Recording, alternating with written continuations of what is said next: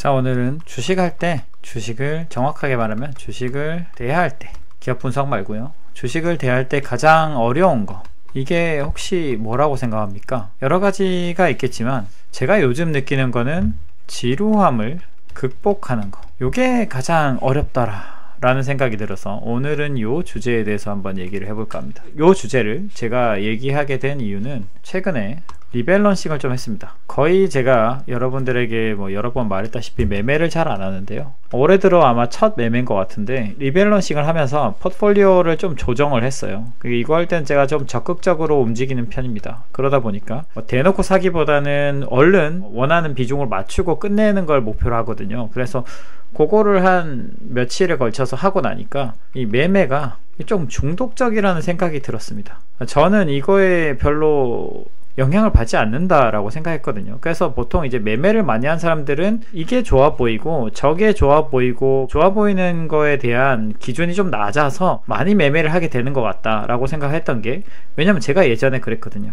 저것도 좋아 보이고 이것도 좋아 보이니까 이것도 사고 저거는 또 줄이고 이런 식으로 많이 조정을 했었는데, 요즘에는 그러지 않지만, 근데 그런 문제를 떠나서 이 매매라는 것 자체가 굉장히 중독적인 게 아닌가라는 생각이 들었습니다. 이게 무슨 말이냐면, 왜 사람은 이런 얘기 하죠. 액션 베이스 동물이라서 이런 경향성을 가지고 있다는 거죠. 사실 우리가 일반적으로 생활을 할 때는 A라는 행동을 해야 B가 나오겠죠. 그 A 다시를 해야 B 다시가 나오는 게 일반적이기 때문에 우리가 어떤 결과를 얻으려고 할 때는 뭔가를 좀 다르게 한번 해보자는 게 기본적으로 깔리게 됩니다. 근데 이제 주식시장은 이거와는 다르게 내가 가지고 있는 종목도 이게 기다려줘야 어느 정도 반영이 되기도 하고, 그런 부분이 있죠. 일상생활에서는 이게 잘 없고, 보통은 이제 우연히 많이 지배하진 않기 때문에 내가 어떤 행동을 해야만 어떤 결과가 나오죠.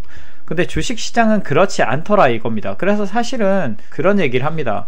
버핏이 얘기하기를, 여러분들이 매매를 적게 할수록 인액티비티라고 표현을 했었는데, 인액티비티가 돈을 벌게 되는 거고, 매매를 많이 하면 실제로 돈을 버는 거는 브로커밖에 없다 이거죠. 증권사가 번다. 이 액티비티로 돈을 버는 건 증권사지, 여러분들이 돈을 버는 게 아니다. 투자자는 인액티비티로 돈을 번다. 근데 이거를 참 극복하는 게 어렵습니다. 제가 왜 이렇게 극복하는 게 어려워진 어떤 상황적인 면을 보자면, 제가 원래는 한국 주식에 대한 이해도가 지금처럼 많지는 않았어요. 그래서 지금은 이제 명확하게 2000 몇백 개 중에 내가 가진 이 종목들이 싸다, 제일 싸다 라고 말을 할 수 있습니다. 제 기준에서는. 근데 예전에 이 정도는 아니었기 때문에 다른 종목을 계속 공부를 했죠. 근데 지금으로서는 사실 이만큼 매력적인 거 아무리 비교해봐도 없다는 거를 느끼거든요. 그러니까 결국에는 외국을 보게 되죠. 그럼 여러분도 혹시 스크리닝 해본 적 있습니까? 외국 전체를 스크리닝을 하면, 이제 저는 이제 좀 부채가 너무 높은 거를 제외하고 밸류에이션이 낮은 순서대로 많이 보거든요.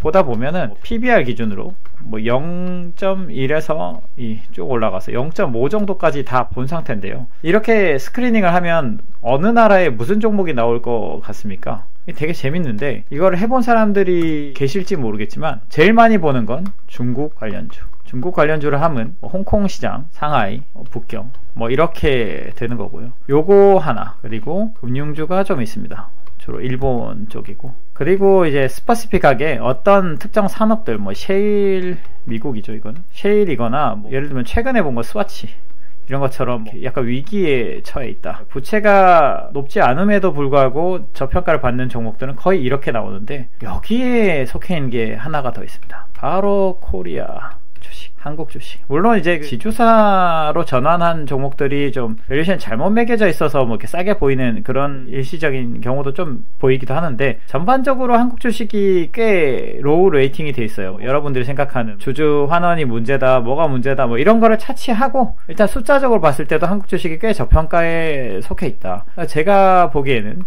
중국 관련주는 제가 아무래도 자유시장의 지배를 받지 않고 정부에 휘둘리기 때문에 버블이 많이 꼈을 때, 그러니까 중국 관련주가 날아갈 때도 별로 좋아하지 않았습니다. 그래서 요거를 제외하고, 금융은 제가 알 수 없는 부분이 재무제표에 많이 있다고 생각하기 때문에 요것도 잘 안 보는 편입니다.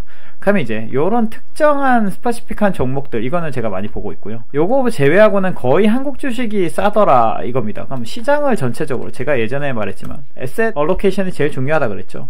지금 주식이 괜찮냐? 오케이. 그러면 주식 중에서 어디가 좋은가? 한국. 여기까지 저는 이미 결론에 도달해 있는 상태입니다. 그래서 제가 항상 대문에 설정에 따라 다르게 나올지 모르겠지만 한국 주식의 시대다 뭐 이런 영상이 있었죠. 그게 그렇게 결론을 도달한 데는 외국인 투자 지분율이 뭐 낮아졌다 뭐 이런 걸로 제가 보여드리긴 했지만, 그것 말고도 다양한 이유들이 있습니다. 지금과 같이 많은 종목들을 나래비로 세워보면 한국 주식이 싸거든요. 그러면 한국 주식이 싸다고 생각이 들면 에셋 얼로케이션이 일단 열로 되는데, 여기서 무슨 종목을 볼 거냐 했을 때 제가 이미 다 공부를 해버렸기 때문에 사실 제가 공부할 게 없어요. 그러다 보니까 이게 손이 근질근질하게 되는 겁니다. 저도 사람이고 여러분들도 사람이기 때문에 사실 그런 부분을 영향을 받지 않을 수가 없어요. 우리는 액션 베이스인 생물이기 때문에 이런 거에 심리적 지배를 받는다는 거죠. 그래서 저는 이 지루함을 극복하는 게 제일 중요하다고 생각을 하고, 지루함 극복 방식은 제가 예전에 모셨던 보스는 무협지를 읽는 분이 계셨고, 저는 주로 만화책을 보거나 혹은 좋은 글을 많이 봅니다. 그게 뭐 어떤 인생에 관한 것이건 투자에 관한 것이건 이거를 극복하는 시간들이 필요하더라 이겁니다. 그래서 이 무협지를 읽을 바엔 기업을 하나 더 보지 뭐 이런 생각을 할 수도 있습니다. 만화책을 볼 바에는. 근데 사실 기업을 보는 것도 어느 정도까지 보고 나면 사실은 이제 기다림이 어쩔 수 없이 필요한다. 아무리 많이 보더라도 결국에는 보면서 또 기다려야 되고, 이걸 안 보더라도 뭔가 시간을 어느 정도 쏟을 게 필요하다.